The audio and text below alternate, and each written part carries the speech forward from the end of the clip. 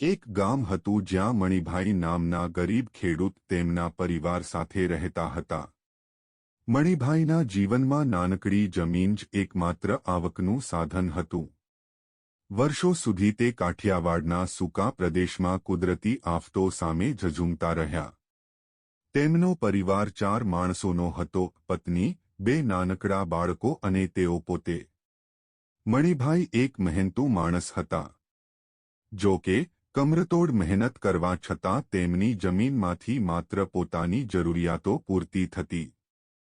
તેઓ કદી પણ પોતાના બાળકોને ભણાવી શકતા નહોતા કે પરિવાર માટે આરામદાયક જીવન પૂરું પાડતા નહોતા. એક વર્ષ વરસાદ ખૂબ ઓછો પડ્યો.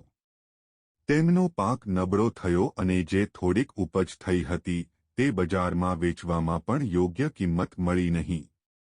ખેતરમાં પાણીની તકલીફ હતી અને પરિવારના ગુજાર માટે તેમને ગામના શેઠ પાસે ઉધાર લેવું પડ્યું. મણિભાઈ હવે દેવામાં ડૂબી ગયા હતા. કોઈ દિવસ મણિભાઈ ખૂબ નારાજ અને નિરાશ થવા લાગ્યા.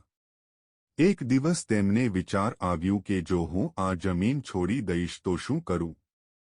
પરંતુ એક વડીલ વ્યક્તિએ તેમને સમજાવ્યું કે હરાવવા નહીં, પ્રયત્ન ચાલુ રાખજો. ધીરજ અને બુદ્ધિ સાથે કામ કરશો તો રસ્તો ચોક્કસ મળશે.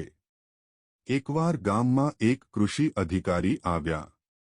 તેમણે નવી જાતિના બીજ અને ખેતીના આધુનિક ઉપાયો વિશે જણાવીને ખેડૂતોને મદદ કરવાની જાહેરાત કરી. મણિભાઈએ આ તક ઝડપવાનું નક્કી કર્યું.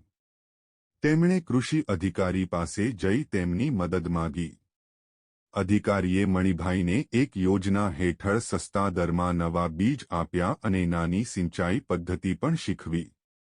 મણિભાઈએ આ બીજ વાવ્યા અને દરેક પગલાં ખૂબ ધ્યાનપૂર્વક ભરીને પગલે લીધા. તેમને જૂના પરંપરાગત પદ્ધતિઓ છોડીને નવી ટેકનિકો અપનાવી. તેમણે નાની નદીને પાણીનું સંગ્રહ કરવા માટે 2 નાની ટાંકી બનાવેવી. તેમની મહેનતને થોડા જ મહિનામાં ફળ મળ્યું. નવા પદ્ધતિથી તૈયાર થયેલો પાક બમણો થયો. મણિભાઈએ પોતાના જીવનમાં પહેલીવાર તહેવાર માનવી જેમ વેચાણમાંથી નફો કમાવ્યો. તેમણે દેવું ચૂકવી દીધું અને બચત કરવી શરૂ કરી. હવે તે ગામના અન્ય ખેડૂતો માટે પ્રેરણા બની ગયા હતા. આ પછી મણિભાઈએ કૃષિ ક્ષેત્રમાં વધુ પ્રયોગો શરૂ કર્યા.